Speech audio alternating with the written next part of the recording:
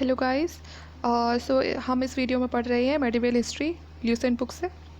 Last video में हमने पढ़ा था स्लेव डायनेस्टी के बारे में, जिसका टाइम पीरियड 1206 से 90 AD था। और इस पर हमने से पहले पढ़ लिया था कुतुबुद्दीन ऐबक के बारे में, और फिर उसके बाद शमसुद्दीन इल्तुमिश के बारे में पढ़ा था।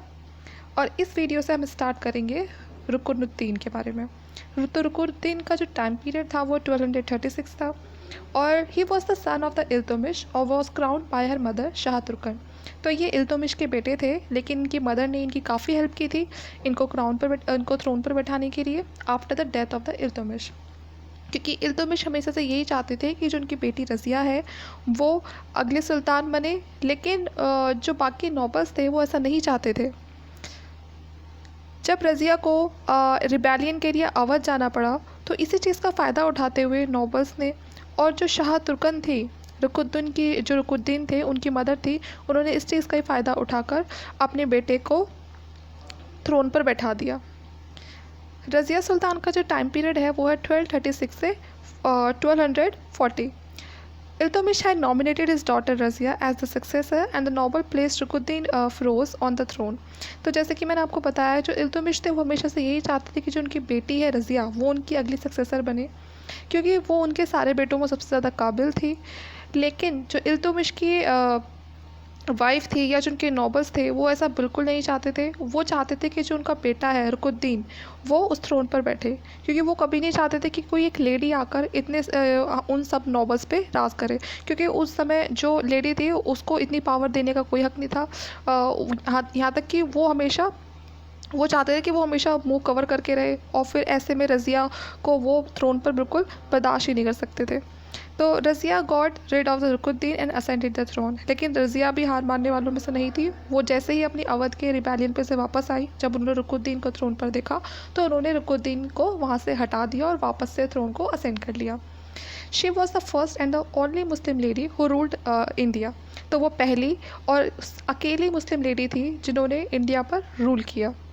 वो बहुत ज़्यादा पॉपुलर थी और काबिल भी थी उस थ्रोन पर बैठने के लिए। लेकिन जैसे कि कहा कि जो नॉबल्स थे या जो ज़्यादा अपने आप में ज्ञानी लोग बनते थे, वो ये चीज़ कभी नहीं चाहते थे कि कोई एक लेडी आकर उन पर राज करे। She further offended the nobles by her preference for an Abyssinian slave Yakut. तो उन्होंने उन सभी नॉबल्स थे उनको ऑफेंड किया, और उसमें इनकी हेल्प किसने की? जो अबेसियन स्लेव थे याकूत, उन्होंने रज़िया की काफ़ी हेल्प करी। Soon after her accession, the governor of Multan, Badaun, हंसी and Lahore openly revolted against her. तो उनके असेशन के बाद फिर क्या हुआ? जो मुल्तान के, बदायूं के, हंसी के, जो लाहौर के गवर्नर थे, उन्होंने ओपनली रिवोल्ट स्टार्ट कर दिया रज़िया के खिलाफ। और there was a serious rebellion in the Bathinda. और जो काफ़ी जो सीरियस रिबेलियन देखा गया वो कहाँ पर हुआ था? भटिंडा। भटिंडा के गवर्नर थे अल्तोनिया। उन्होंने साफ साफ मना कर दिया था कि वो जो रज़िया है उनकी सुज़रनिटी को नहीं मानेंगे। तो जो रज़िया थी उन्होंने याकूत के साथ मिलकर जो अल्तोनिया था उस पर हमला करने के लिए घोषणा कर दी थी। अल्तोनिया ने क्या किया? अल्तोनिया में फिर जो याकूत थे उनका मर्डर कर दिया गया, और जो रज़िया थी उनको इम्प्रिजन कर दिया गया। फिर बाद में रज़िया ने अल्तोनिया से शादी करी, और दोनों जो थे वो दिल्ली से निकल पड़े। और लेकिन 1240 AD में क्या हुआ? रज़िया के खिलाफ एक कॉन्स्पिरेसी रचाई गई, उनके खिलाफ एक साजिश की गई, जिसमें उन्हें हरियाणा के पास जो एरिया है कैथियाल, वहाँ पर उनको मार दिया गया। उसके बाद आता है बहरम शाह। बहरम शाह का कोई बहुत ज़्यादा लंबा टाइम पीरियड नहीं है, सिर्फ 1240 से 42 तक ही इनका टाइम पीरियड है। आफ्टर रज़िया जो इल्तुमिश के थर्ड सन थे बहरम शाह, उनको थ्रोन पर बैठा दिया गया। और इनको थ्रोन पर किसने बैठाया? चालीसा। तो जो चालीसा था वो कौन थे? वो इल्तुमिश का बनाया हुआ एक ग्रुप था। तो इनके कहने पर जो वो थे बहरम शाह, उनको थ्रोन पर बैठा दिया गया। लेकिन ये सिर्फ एक नाम के ही रूलर थे। जो असली मेन पावर थी, डी फैक्टो रूलर थे, वो थे नैब ममलकत। बहरम शाह ने अपनी लाइफ को अपनी लाइफ को उन्होंने बहुत ही जल्दी खो दिया था, और वो पूरी तरह से जो थ्रोन था उस पर कभी अपनी अथॉरिटी कायम नहीं कर पाए थे। उसके बाद टाइम आता है मसूद शाह का। He was the son of the Ruknuddin but was deposed after the Balban and Nasiruddin Mahmud mother.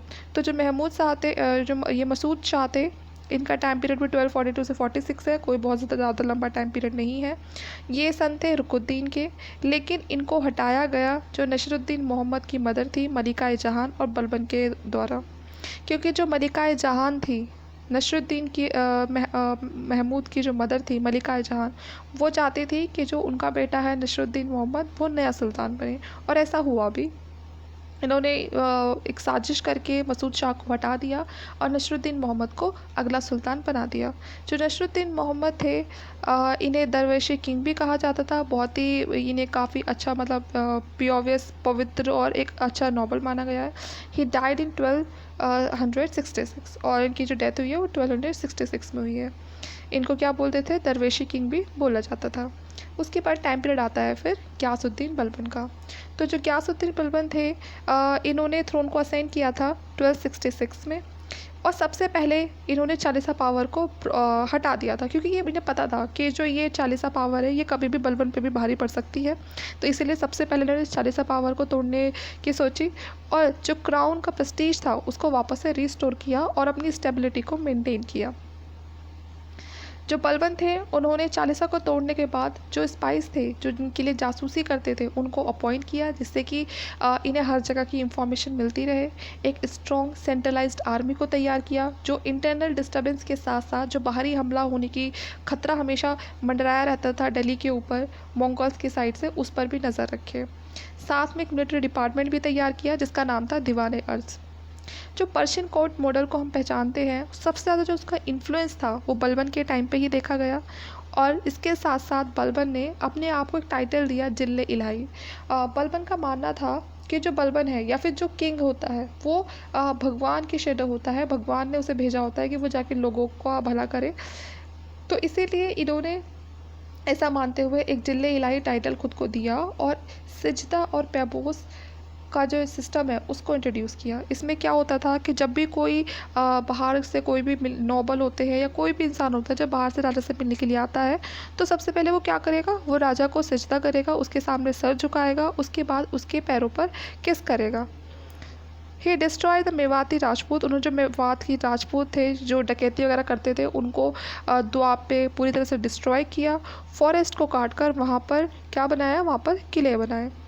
In his last days, he overlooked the Sultanate affair due to the death of the eldest and the moving loving son, Mahmud, and rebellion by his closest and the most loved slave, Tughral. तो जो last के दिन थे सल्तनत affair के इनके time पे, उसमें क्या हुआ था, जो महमूद थे वो मार दिए गए थे जब वो मंगोलियन से फाइट कर रहे थे 1285 में, तो उनको मार दिया गया था। और जो तुगरिल थे, स्लेव था, उसको कैप्चर कर लिया था और बिहेडेड, मतलब उनको भी सज़ा दी गई थी। लास्ट आती है कैकुआबाद। इनका टाइम पीरियड था 1287 से 90। ये बलबन के ग्रैंड सन थे and was seated on the throne by the Farrukhuddin. और इनको किसने जो थ्रोन पे बैठाया था, फरुखुद्दीन ने।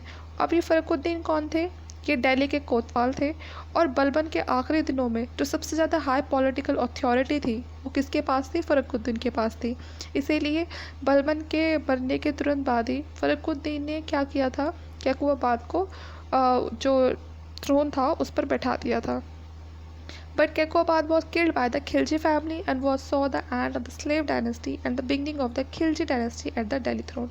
लेकिन होता क्या है, कैकुआबाद को कौन मार देता है, खिलजी फैमिली मार देती है, और यहीं पर जो स्लेव डायनेस्टी होती है जो कुतुबुद्दीन ऐबक से स्टार्ट होती है वो कैकुआबाद पे एंड हो जाती है, और अब स्टार्ट होता है खिलजी डायनेस्टी। और अब जो दिल्ली थ्रोन पर जो भी आगे उसे असेंड करेंगे, उसे ऑक्यूपाई करेंगे, वो सब कौन होंगे, वो खिलजी डायनेस्टी से जुड़े होंगे। इस वीडियो के लिए इतना ही। अब नेक्स्ट वीडियो में हम खिलजी डायनेस्टी को स्टार्ट करेंगे। इस वीडियो को प्लीज़ लाइक करें, शेयर करें, और आपको कोई भी प्रॉब्लम आती है तो प्लीज़ कमेंट में ज़रूर बताएं। Thank you.